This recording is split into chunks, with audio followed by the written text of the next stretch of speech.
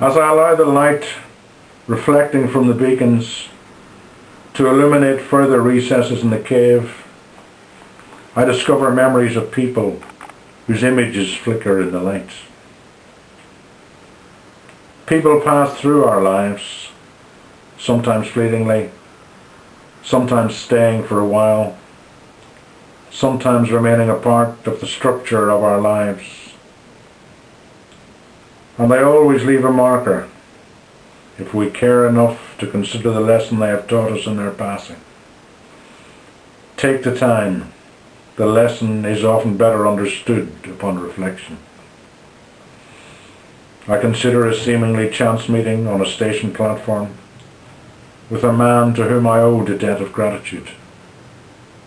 That meeting allowed not only the expression of that gratitude, but the opportunity to reflect on how our individual histories collided and how that collision made a difference. I have never seen him since. A woman who passed through my life at a time when a particular interest had entranced me. That interest touched something off in her. We explored it together, we became excited by it together, and her enthusiasm carried me forward. Then she disappeared. I know not why, but for that period she was necessary for my development, and therefore will always occupy a warm place in my heart. Nor is it a requirement that I have met the people personally.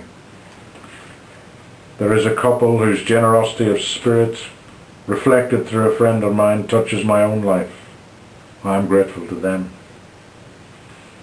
The impact of these people and our memories of them can last long after their passing from this life.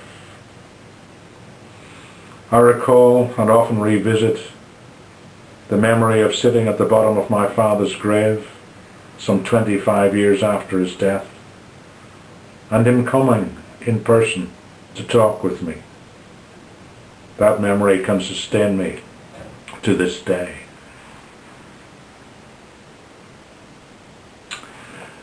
But I would not like to mislead you into thinking that it is only the people who have been good to us from whom we can learn. Often it is the people whose appearance in our life coincided with pain from whom we can learn the most. Yet this is a harder question to ask. For the question often needed is, what is it about me which allowed that person to affect me in that way? Without the answer to that question, we will carry on repeating the same mistakes.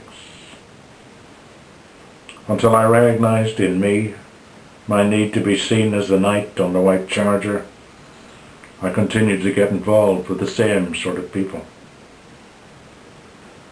So allow the light to guide your reflections. Take your courage in both hands and revisit your past. Be prepared to ask the hard questions, because the answers will guide your future.